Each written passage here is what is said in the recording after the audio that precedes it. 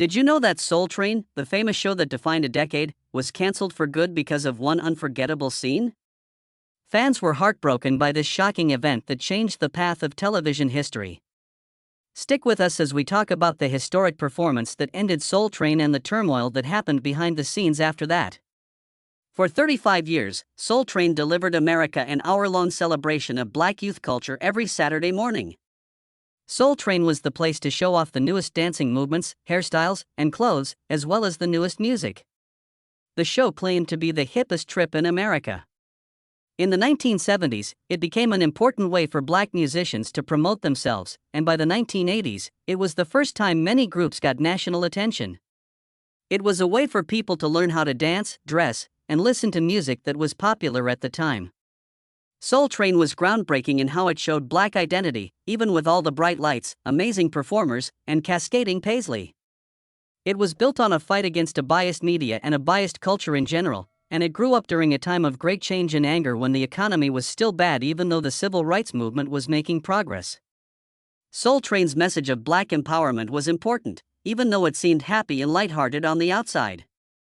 It was a way of life for me, my culture and my generation, says Louis Skikar, a fan-favorite Soul Train dancer.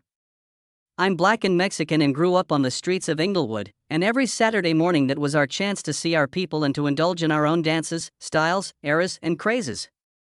Don Cornelius was the official host of Soul Train and doubled as its executive producer.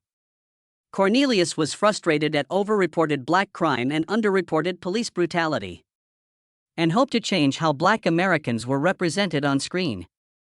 Cornelius's desire to see not only genuine, but positive representations of African Americans in media led him to brew up ideas for his own TV show based directly on the ABC network show, American Bandstand, a widely popular hour-long segment that showed teenagers dancing to the latest music.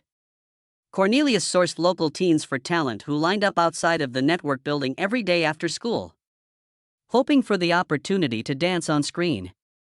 Black Chicago was given a show that didn't just alleviate a gross lack of representation, but a show whose purpose was commending the breadth of Black talent. It premiered nationally in 1971 with a bold and bright new set befitting of its new location and the staple line, "Welcome aboard. You're right on time for a beautiful trip on the Soul Train." Soon musicians were the ones asking to be on Soul Train instead of the other way around. Big names like Aretha Franklin performed during the height of their careers, and Stevie Wonder even improvised a new song live on the show. The Jackson 5 were regular guests, adding to the show's star power. In the early days, artists lip-synced their hits during the tapings. However, Don Cornelius realized that live performances were necessary to keep the show fresh and exciting. This led to unforgettable moments, such as Barry White performing with a 40-piece orchestra and Al Green delivering a stunning performance despite having a broken arm. James Brown even joined the dancers on the floor in a glittering purple jumpsuit. Later, Cornelius made rare exceptions for non-Black artists, welcoming performers with soul, like David Bowie and Elton John, to the stage. For many artists and dancers, Soul Train was deeply personal. Jeffrey Daniel, one of the show's famous dancers, once said, "It started my whole career, but more importantly, was something that reflected young Black America." Cornelius made sure the show empowered Black talent on and off camera. He built a team of Black professionals across all parts of production, ensuring opportunities were available to people of color. Pam Brown, the show's talent booker, would hold auditions in Los Angeles recreation centers, scouting dancers with unique styles. Cornelius was impressed and sometimes shocked by the bold and creative dance moves coming out of California. He quickly put together a team of dancers who stood out for their flair and personality. While being a Soul Train dancer seemed glamorous, the job wasn't easy.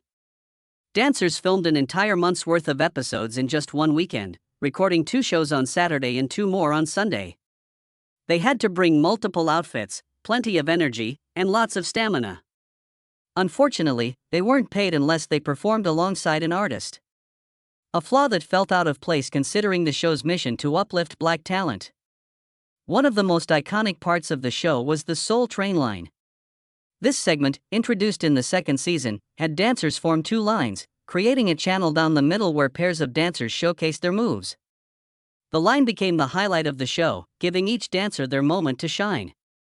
While group dances often led to competition for camera time, the Soul Train line offered individual attention to each performer. Many dancers made the most of this spotlight by using props, doing acrobatic moves, or adding creative flair to grab the audience's attention. The Soul Train line wasn't just a dance routine, it became a cultural phenomenon, remembered as one of the show's most beloved and iconic features. It perfectly captured the energy, creativity, and individuality that defined the golden era of Soul Train. One of Soul Train's most lasting legacies is its influence on dance.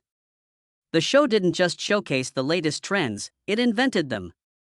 Dance styles like popping, locking, ticking, and whacking, which later became the foundation for hip-hop, voguing, and breakdancing, were born on the Soul Train stage.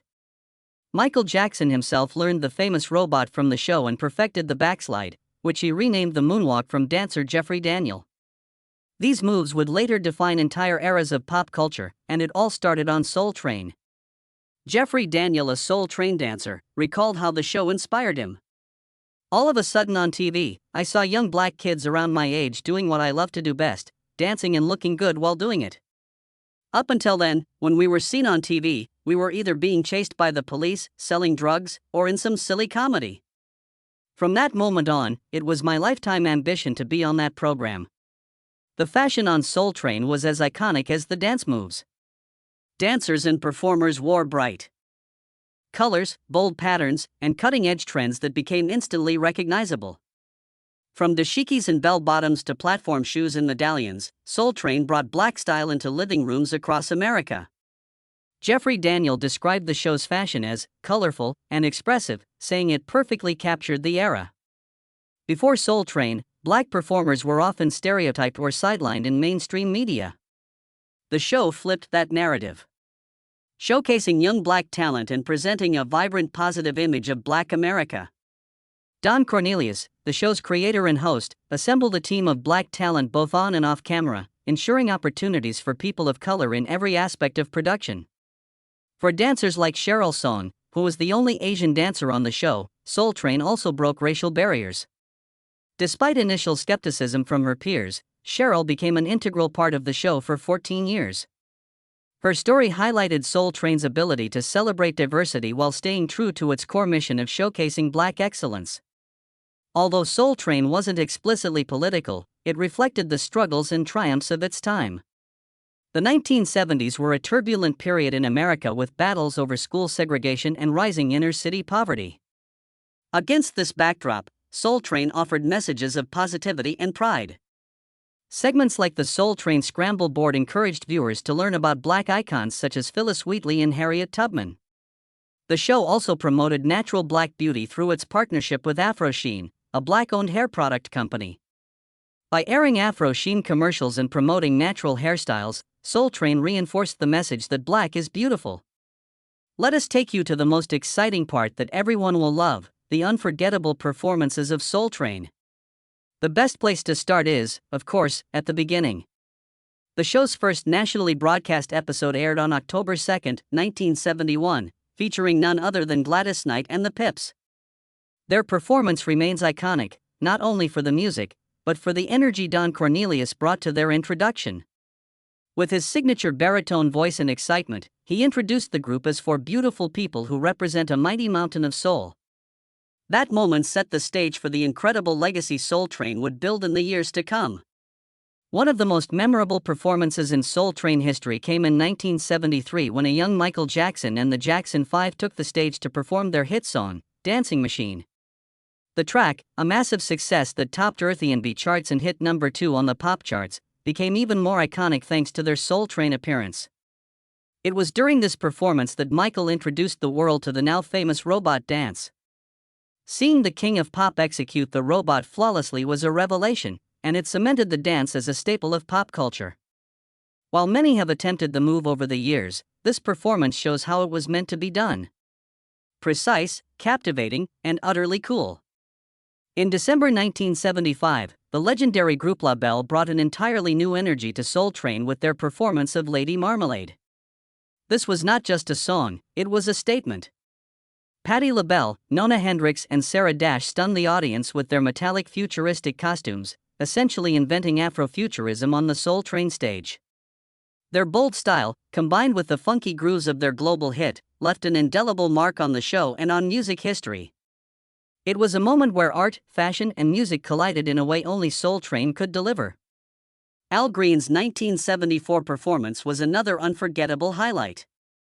Unlike most artists on the show who typically lip-synced their songs, 27-year-old Al Green sang live, electrifying the stage with his raw talent and charisma. Dressed in neon platform loafers with one arm in a sling and the other holding a long-stemmed rose, Green gave an emotional and soulful performance that radiated both spiritual energy and undeniable charm. The audience was captivated, as he delivered 7 minutes of what can only be described as sanctified sex appeal. It was the kind of performance that defined why Soul Train was more than just a music show, it was an experience. Soul Train also broke barriers by inviting white artists to perform, a rare move for the time. One such moment came on November 4, 1975, when David Bowie graced the stage. However, Bowie's nerves got the best of him. Reportedly drinking too much beforehand, he struggled through his performances, which had to be re-recorded several times because he hadn't memorized the lyrics. Despite the rocky start, Bowie's appearance symbolized the show's growing influence and willingness to push cultural boundaries. Legend has it that Don Cornelius had a candid conversation with Bowie offstage, reminding him that Soul Train was no place for mediocrity. Like every good thing, Soul Train also came to an end. Its final goodbye left many fans sad. And some still wonder why it had to stop. As Soul Train entered the 1980s and beyond, the music industry started to change. Hip-hop was emerging as a dominant force, and with it came performances that were sometimes seen as too edgy for the show's traditional audience. One such moment was the infamous Milli Vanilli performance in 1989. Don Cornelius introduced them as the first major rap stars from Europe, but just months later, it was revealed that the duo hadn't sung any of their own songs. They were lip-syncing frauds. This scandal damaged Soul Train's credibility. Another controversial performance came from David Bowie in 1975. The eccentric London singer known for pushing boundaries showed up nervous and intoxicated, forgetting his lyrics and needing multiple takes to get through his set. Don Cornelius, always a perfectionist, was reportedly frustrated with Bowie behind the scenes. These moments began to chip away at the polished image Soul Train had built over the years. Behind the camera, the show faced challenges as well. There were growing tensions between dancers and producers, as some felt their contributions were underappreciated. Dancers were the lifeblood of Soul Train, creating iconic moves and setting trends, but many were not fairly compensated for their work. This led to friction, and in some cases, the departures of beloved cast members. Additionally, the music industry evolved. Soul Train struggled to secure top-tier artists. Competing networks like BT and MTV were gaining popularity, and many musicians opted to appear on these newer platforms, which catered to the rising hip-hop audience. One of Soul Train's biggest challenges was its inability to keep up with the times. By the mid-1980s, music, fashion, and culture had shifted dramatically. While Soul Train had been at the forefront of trends in the 1970s, it began to feel outdated. Younger audiences were drawn to edgier shows that embraced hip-hop and urban culture in a more modern way. Don Cornelius, who had always been the visionary behind Soul Train, struggled to connect with this new wave of music. He famously didn't understand hip-hop and often resisted incorporating it into the show. This disconnect made Soul Train feel out of touch with the very audience it once represented. With all these issues piling up, viewership began to decline. Fans who had grown up watching Soul Train felt a sense of nostalgia, but were no longer tuning in regularly. Younger audiences, meanwhile, were flocking to shows that felt more relevant to their lives. The magic that once made Soul Train a Saturday morning ritual was fading. In 1993, Don Cornelius made the difficult decision to step down as host. His final sign-off, "Love, Peace and Soul," marked the end of an era. Cornelius had been more than a host. He was the heart and soul of the show. His departure left a void that no one could truly fill, while other hosts tried to carry the torch. Soul Train was never quite the same without him. Cornelius's exit also highlighted a deeper issue. Soul Train was his vision, and without his leadership, the show struggled to find direction. Behind the scenes, the team faced mounting challenges and the energy that once fueled the program began to dwindle. By the mid-2000s, it was clear that Soul Train could no longer keep up with the competition. In 2006, the show aired its final episode, quietly ending a 35-year run. Fans were left heartbroken and many wondered how something so iconic could fade away. From its debut in 1970 to its final episode in 2006, Soul Train brought joy and inspiration to millions of fans. Even today, its legacy remains unmatched. Many believe that no other show has ever come close to the magic and cultural impact of Soul Train, and there likely never will be. Fans still speak about Soul Train with deep love and nostalgia.